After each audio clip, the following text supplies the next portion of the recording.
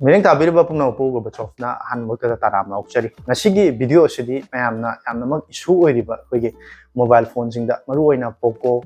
OnePlus na chingba phone singda koigi green screen gi issue lakpa motherboard dead oiba natragana phone sing adugi parts sing adu repair oi tawnabagi tamakta koigi service center leitaba oina service center singda chaluba matamda parts phangde hairakpa amadi hairiba parts sing adu isana chenjeraga karam website tegi lairaba matung da khoi manak nakpada leiba mobile repairing center sing da piraga seman ba ya bag option leibra haibna sing asigi matang da semjaba video aduni video sibu meng ta biriba singa video sibu loiba pawbu tang meng ta bi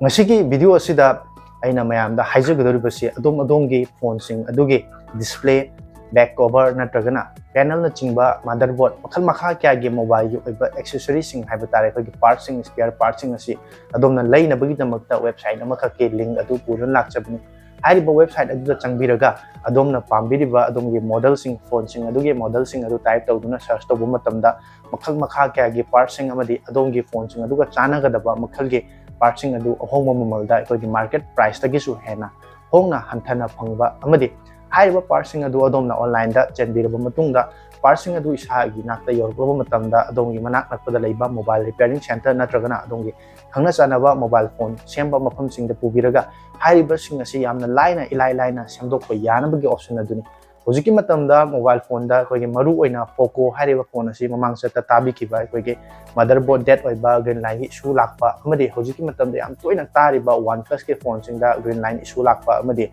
OnePlus ki 9 series amasung 10 series ki haiba series ani sigi manungda lairiba phone taret asida makhal sing asida motherboard dead oibagi issue asi mamang seta su kya taba phangre haiba motherboard sing adu official oiba OnePlus ki website ta changno na yengba matamda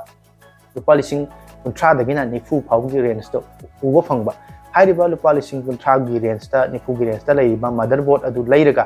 phone adu semba haiba si adongi damakta afaba option ama oibra natragana oidabra haiba sigi matang da so mangjona na video musu semdana channel asida hapkatre khabani haiba adugi matang da khangni ba lairaga su masigi channel asida sangbiduna video adu yengbina bai damakta nolokchari loinana mayamda aina ngasi haijagadori ba website asidi India gi oiba website amasu oriba e-commerce ki platform ama oriba IndiaMART haiba website asini IndiaMART haiba website asida adomna pambiriba phone sing tanatana electronics ki oiba makhal makha kya ge polam sing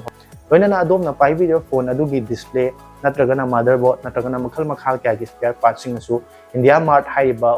platform asida changlaga adomna laibiraba matungda adongi manak nakpada laiba repairing center sing the parts sing adu pubiraga amna laiba mongda semhanba yabagi option adu laibana maram orga mayamda ngasigi information asimatang pijage haiduna semjaba video aduni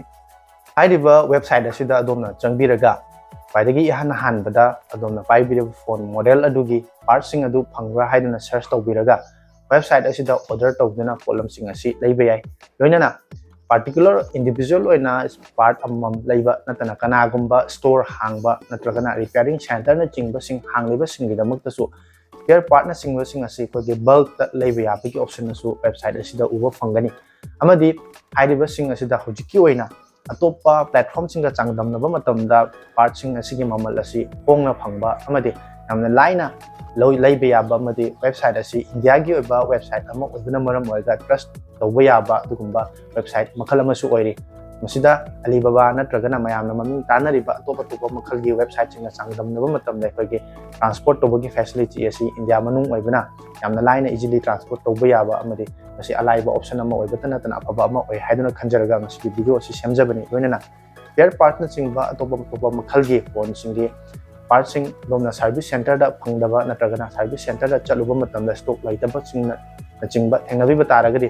haiba website aduda changuna yengbina bagi damakta website adugi link su masigi channel gi video sigi description amadi video sigi comment section da soidana muki hapchan jaram ge haiba comment aduda changbiraga adomna pambiriba parts natragana adomna pambiriba electronics ki ba makhal makha kya gi device sing adu website asida iduna phangba taragadi laiba yabagi option adu lai haina masigi video sibu semjabani meng tabirba singa video sibu like tawsinbiramu channel asibu subscribe tawdibsinga channel asibu subscribe tawsinbiramu tungdasu asigumlaba kanarba information technology ka mari leinaba amadi mobile phone singi matangda khangminba video kya laiba taragasu yengbina bagi damakta masigi oinadi video si matang asta losinjari tungda nagu video amada amuk hengaras